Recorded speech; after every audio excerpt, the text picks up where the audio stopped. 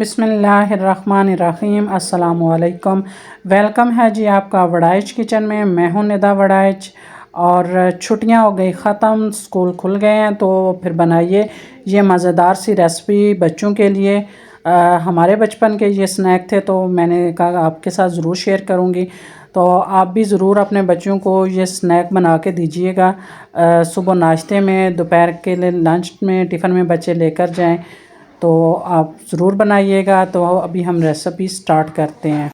अच्छा, यहाँ पे मैंने जो माँ हैं वो 1 kg लिए थे, और इनको मैंने चक्की पे पिसवा लिया था, क्योंकि थोड़ा घर में पीसना मुश्किल होता है।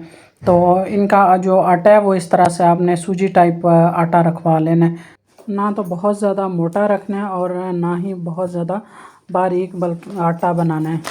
तो चलिए रेसिपी स्टार्ट करते हैं। तो यहाँ पे जी मैंने ले ली थी कढ़ाई, और इसमें हम डाल देंगे देसी घी। तो क्योंकि जो इस तरह की डिशेस होती हैं मीठी, ख़ास तौर पे सर्दियों के लिए जो बनाते हैं, इनके लिए देसी घी जो है उसी का ही मज़ा होता है बनाने का। तो यहाँ पे जो देसी घी था वो तकरीबन मैंने 1 कप लिया था, और माँ का जो आटा है वो मैंने 250 ग्राम लिया था। क्योंकि जो माँ थे वो मैंने सारे ही पिसवा लिए थे एक दफ़ा, लेकिन बनाए जो थे वो हमने थोड़े से थे। तो यहाँ पे जो है घी जो है वो हम मेल्ट कर लेंगे। और ये अभी तो फ़िलहाल जो है ये आपको थोड़ा घी हो सकता है ज़्यादा लगे, लेकिन बाद में आहिस्ता आहिस्ता जो है घी बिल्कुल सेट हो जाएगा। तो घी गर्म हो चुका है, तो यहाँ पे हम डाल देंगे माँ का आटा। और आंच जो है वो आपने बिल्कुल स्लो रखनी है, आंच बहुत तेज़ नहीं होनी चाहिए। जैसे आप सूजी भूनते हैं ना, बिल्कुल इसी तरह से हमने इस आटे को भी भूनना है।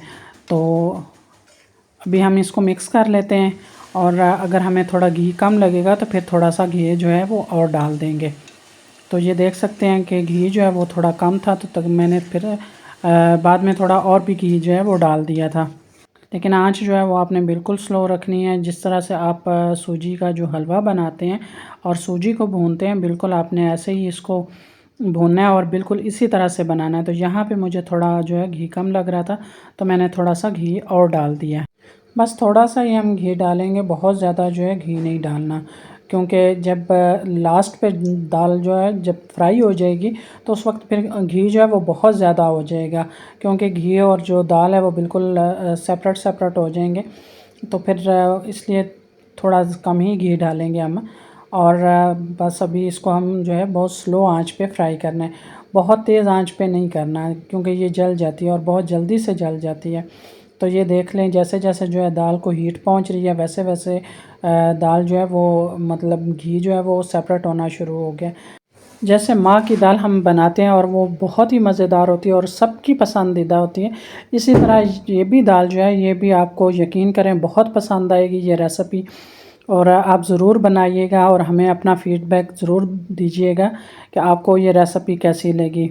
क्योंकि ये हमारे बचपन का तो यूँ कह लें कि स्नैक यही था। हमें दोपहर के टाइम मुझे याद है कि हम जब स्कूल से आते थे तो 1 गिलास दूध के साथ ये दाल की 2 टुकड़ियाँ मिलती थी खाने को, और हम लोग बड़े शौक़ से ये दाल की रेसिपी बनाते थे और खाते भी थे। और जिस जगह पे रखी होती थी तो वहाँ पे 2-2 माह तक खुशबू नहीं जाती थी, इतनी खुशबूदार है। और ये देख लें जी, इसका कलर जो है वो चेंज हो चुका हुआ है, और आप देख सकते हैं जो घी है वो भी आहिस्ता आहिस्ता से सेपरेट होना शुरू हो गया है।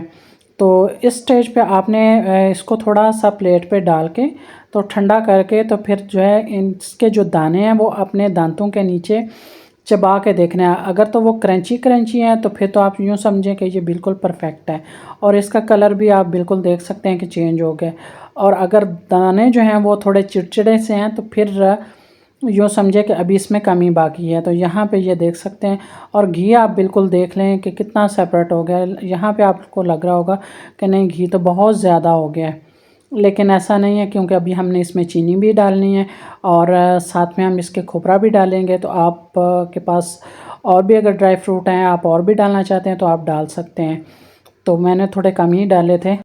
अच्छा, यहाँ पे आपको देख के एक दफ़ा झटका लगेगा कि इतना घी, लेकिन आपने परेशान नहीं होना है, ये बिल्कुल घी सेट हो जाएगा।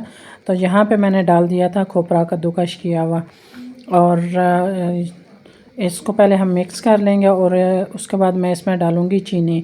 तो चीनी जो है वो मैंने पिसी हुई डाली थी, आप अपने टेस्ट के मुताबिक डालिएगा। आपको पिसी हुई पसंद है या आपको वैसे पसंद है। और वैसे भी अगर आप मीठा कम पसंद करते हैं, ज़्यादा करते हैं, तो जितना आप मीठा पसंद करते हैं उतनी आप चीनी डाल दीजिएगा। और उसके बाद हम इसको कर लेंगे मिक्स, और मिक्स करने के बाद फिर आप देखिएगा। तो चीनी जो है वो तकरीबन जो है मिक्स हो चुकी हुई थी। तो फिर उसके बाद मैंने यहाँ पे डाल दी थी दाल परात में। जो आटा गूँदने वाली परात होती है आप उसमें डालिएगा, प्लास्टिक या किसी और बर्तन में नहीं डालनी, क्योंकि एक तो जब हम इसकी टुकड़ियाँ बनाएंगे उस वक्त थोड़ी मुश्किल होगी, और एक अभी जब हम डाल रहे हैं तो दाल जो है वो बहुत गर्म होती है।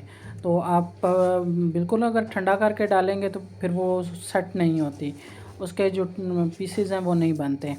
तो इसलिए जो है गरम गरम ही डालनी होती है। और इस तरह से जो है इसको फैला देंगे, और उसके बाद जी जब ठंडी बिल्कुल ठंडी हो जाएगी और जम जाएगी तो फिर उसके बाद हम इसकी फ़ाइनल लुक आपको दिखाते हैं। तो ये देख सकते हैं जी, इस तरह से हमने जो है लाइनें लगा के तो इसके छोटे छोटे जो हैं वो टुकड़े कर लिए थे। तो यहाँ पे जी अगर आपको हमारी वीडियो ज़रा से भी अच्छी लगे तो हमारे चैनल को लाइक, सब्सक्राइब और शेयर ज़रूर कीजिएगा, और हमें ज़रूर बताइएगा कि आपको हमारी रेसिपीज़ कैसी लगती हैं। और ये बच्चों का हेल्दी स्नैक है। आप अभी बच्चों को स्कूल से छुट्टियां ख़त्म हो चुकी हुई हैं, बच्चे स्कूल जाते हैं, तो आप सुबह लंच में बच्चे को दे सकते हैं।